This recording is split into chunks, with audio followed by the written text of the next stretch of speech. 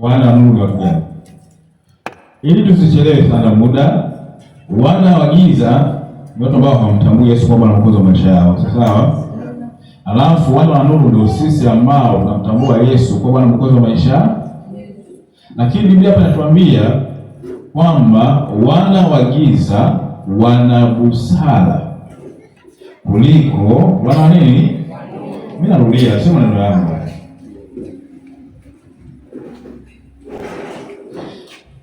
Yule bwana akamsifu wakili dhalimu kwa vile alivyotenda kwa busara. Kwa kuwa wana wa ulimwengu huu katika kizazi chao wenyewe huwa na busara kuliko wana nani?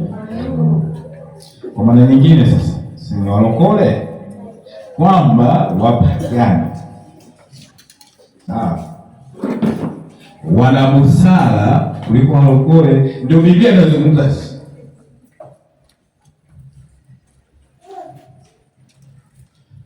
Tuje katika uhalisia. Tunapokuja ibadani, tunapokuja kanisani, tunakuwa tumekuja ili Mungu akajibu haja zetu, ajibu mahitaji yetu, akutane na changamoto zetu. Jiulize swali. Mtu anaweza akaenda kwa mganga wa kienyeji bila sadaka? Mtu anaweza akaenda kwa mganga wa kienyeji bila sadaka? Hapana. Narudia. Mtu anaweza kwenda kwa mganga wa kienyeji bila sadaka? Hapana. Haiwezekani. Kwa hiyo mpagani anaweza kwenda kwa mganga bila sadaka? Hawezi. Kwa sababu anakwenda, anajua kuna mahitaji yake yanaenda kutekelezwa, anaenda kupata majibu, anaenda nini?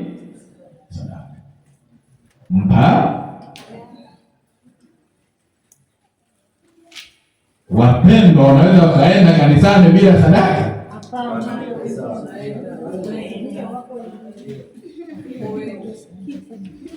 This is Bible inazungumza kwamba watu wa ulimwengu wana busara kuliko watu. Ni kwamba watu wa giza wakienda kule, lazima kuna kikuku kile pale, sio hivyo? Tena kwa machache kama mweupe ni mweupe kweli.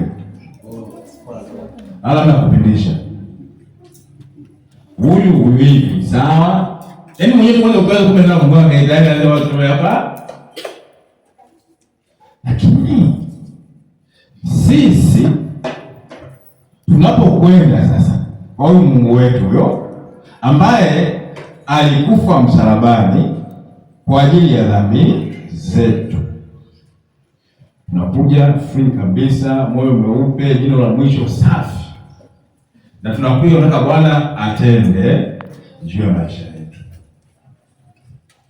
Nichukue hilo nifanyie kazi. Tuko sawa? Amina. Tuko sawa? Amen. Chukua hilo iwe ni sehemu yako. Iko hivi. Tumeenda shule, tumefika tuseme mpaka pale darasa la 7. Tumeenda darasa la 7 hapa. Usiende kwa mbali. Tumesoma somo la hesabu. Mwalimu anaisha kufundisha tu. Sasa toa zoezi. Maswali yake 10 18. Tembeza nayo maswali. After unarudisha mwalimu anafanya anasahihisha. Yule asiyeelewa inakuwa ni mzigo kwake kwamba haelewi. Sawa?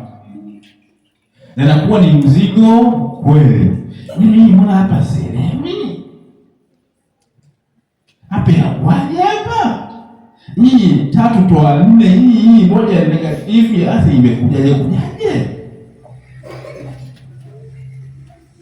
Unakuwa ni mzigo wako. Una kitu haukielewi, inakuwa ni mzigo wako.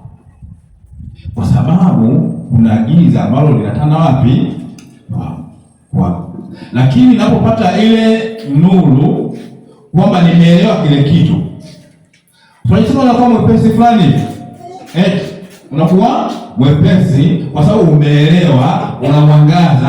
Hata unaweza kusema niongezee swali lingine bado. Umekuwa mwepesi, umeelewa. Kumbe mizigo ambayo tumeibeba ni kwa sababu hatuelewi. Yesu anasema njooni kwangu ninyi nyote mnao. Ukishuka chini hivi, mjifunze kwangu, kwani mimi ni mpole na mnyenyekevu, nanyi mtapata wapi? Ni kwamba kuna mizigo mingi ambayo tumeibeba, tunayo, ni kwa sababu hatuna mwanga juu ya hayo tunayopitia. Ni kwa sababu hatujui tunatoka vipi katika tunafanyaje tunayapitia. Lakini tatizo, hatutaki kuwa wanafunzi. Tunajua kila, lakini tukiwa tayari kujifunza, tukiwa tayari kufundishwa, mimi nakwambia hakuna kitu ambacho wewe kinakutatiza eti hakina majibu. Kila majibu. Ila tatizo, unajua kila.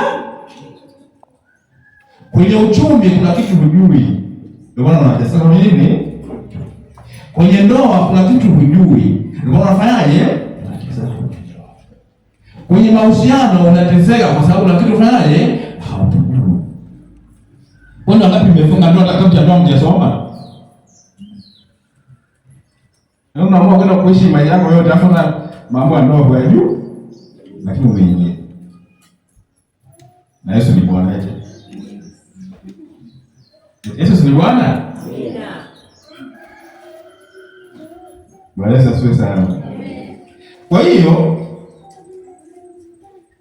Yesu anasema kwamba tujifunze kwake, kwa sababu anajua kuna vitu vingi ambavyo vimekuwa mizigo kwetu, lakini kupitia kujifunza kwake